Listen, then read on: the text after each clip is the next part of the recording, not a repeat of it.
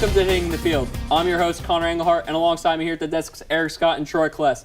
We'll start the week by talking about the busy weekend in the Premier League overseas. Now, guys, Jamie Vardy, he's having a party. He's scored in 11 straight games by breaking Ruud van Nistelrooy's record previously. Now, Leicester, they tied Man U 1-1. Troy, can you talk about the game and Jamie Vardy's performance? Well, the game overall, it wasn't that impressive. It wasn't very lively. I mean, it was really a battle in the midfield, but we saw on the goal, the record-breaking goal from Jamie Vardy, a quick counterattack getting up the field, and just clinical finishing from Vardy. That's what he's been able to do all season, and that's why he's the top scorer in the Premier League, and that's another reason why he's been able to, bring Leicester into the top four, basically. Yeah, you said it. The way he's able to sit on that last defender and really make those runs in behind. All 14 of the goals have been in the box, but you look at the way he takes on people with pace and speed. He's been creative in the final third. Leicester deserve to be at that spot. They have to be a little bit careful. Conceded 21 goals. That's 7 more than anyone else in the top 7, only second to Liverpool. So they need to be careful, but they've been impressive. Yeah, but one thing about Leicester that's really impressed me is they're the only team in the Premier League who's scored a goal each game. And that really happens in the midfield with Albrighton and Mahrez. Mahrez leading the team with 6 assists. But obviously, Vardy's the go-to man right now. He's being scouted by all the big teams, like Man United. So let's talk about Man United. Now, they tied the game. They're now in third with 28 points, only 1 point off the top spot. What has their performance really been like so far this season? Have they shown that third-place quality? I don't really think they have, honestly. It's been really drab, basically. Starting in the midfield, with guys like Bastian Schweinsteiger, and even up in that attacking midfield role, Wayne Rooney, he's been almost a ghost of his former self that we've seen. He was subbed off in the 68th minute of that game against Leicester. He just hasn't been showing the form that he needs to and really be the creative attacking midfielder that he normally is, providing guys like Anthony Martial and Memphis Depay the chances. And those two, besides the hot start that they haven't been consistent enough. Yeah, you look at Manchester United, probably the most scrutinized top 4 team in the Premier League in a while. But the reality is it's easy to play against them. You just need to put 11 behind the ball and allow the counterattack to develop, because those outside wingbacks, they want to get high and they want to get in the attack, but there's been nothing. It's just been possession in the midfield.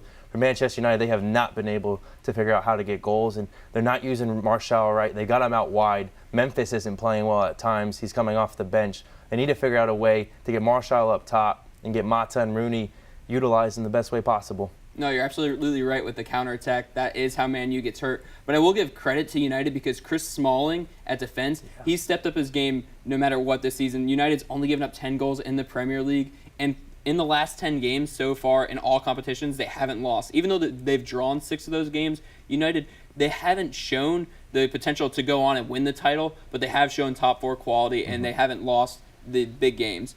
Unlike Chelsea, who we're going to move on to next, when they've had a tough start to the season after winning the Premier League last year. They're now in 15th place. Now, they drew Spurs 0-0 on the weekend in London. Troy, what were your takeaways on the game, and how can Chelsea improve? I think we saw a more positive performance from Chelsea this weekend. I mean, only mustering 1 shot on target. That doesn't say a whole lot about their offense, but, we saw a classic Mourinho-esque game where they just got bunkered down. They were able to defend well and really frustrate Tottenham, who's, they've been really excellent all season with guys like Harry Kane, Dele Alli, and Christian Eriksen. That trio is really effective for Tottenham. Mauricio Pochettino is, they've got them going in the right direction. Yeah, when does Chelsea start to say it's emergency mode and it's time to win? 7 losses now on the year. Willian's been the only bright spot, and a lot of his goals have come from set pieces. You have to be upset with Hazard. He just hasn't done enough. Player that was supposed to be one of the best in the world coming into the year, been non-existent. The problem, I think, here is Mourinho. He's such a player's manager, and when you fall out of favor like Diego Costa, you saw the incident that happened in extra time the other day, it becomes a problem when you're not giving players the opportunity to play up top. But I mean, Diego Costa knows he hasn't been playing well. I think he's frustrated with himself, and he wants to take that on Mourinho. Yeah, but Mourinho also set up that game against Spurs to hold against the attack from Tottenham. But Diego Costa, he sat on the bench this game. He really was frustrated, and hopefully Chelsea can push forward, but the way everything's been looking, they had the 1 shot on target, and it was a great chance from Hazard, but Hugo Lloris made a great save. But now we're going to move on from the Premier League to the MLS Cup is set. The Columbus Crew will host the Portland Timbers this Sunday. Guys, what were your takeaways from the conference matchup finals? Well, starting on the Western Conference, Portland Timbers versus FC Dallas, that was a really high-intensity game, especially in the second half.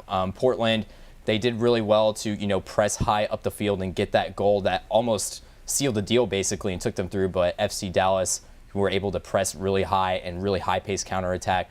But again, Portland Timbers, they did just enough to squeeze through. And I think, with guys like Diego Valeri and Darlington Nagbe, you have those creative players in the midfield that, able to create those chances. And they've been really hot for Portland all season.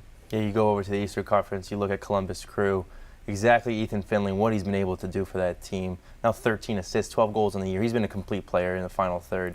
He's been a surprise, and hopefully he gets a call up with the national team.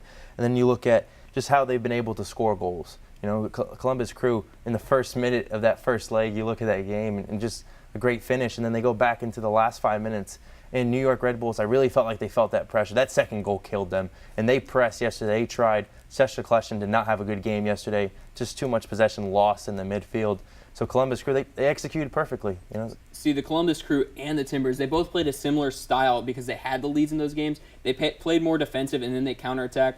But all credit to both the FC Dallas and New York Red Bulls because they both put on great shows in the second half and pushed the game really hard. So we got the matchup between the Columbus Crew and the Portland Timbers. Who do you guys have in that matchup in the MLS Cup? I got the Portland Timbers. I think from front to back, they've been a really consistent team all season, especially right now going into the playoffs. They've been hot all season. I also think they have a bit of a flair for the dramatic as well. I mean, you saw in the last leg, that goal from Esprilla able to, seal the deal for them. And, just having those, creative moments and the dramaticness, it'll help you in a big game like an MLS Cup final. Yeah, I go back to the Crew. I have the Crew. Ethan Finley, he's my X factor in that game. Federico Higuain, Kai Kamara, 22 goals on the season. Columbus Crew are able to score and almost score at will. I think that creativity in that final third that we were talking about earlier, it's going to be enough for the Crew.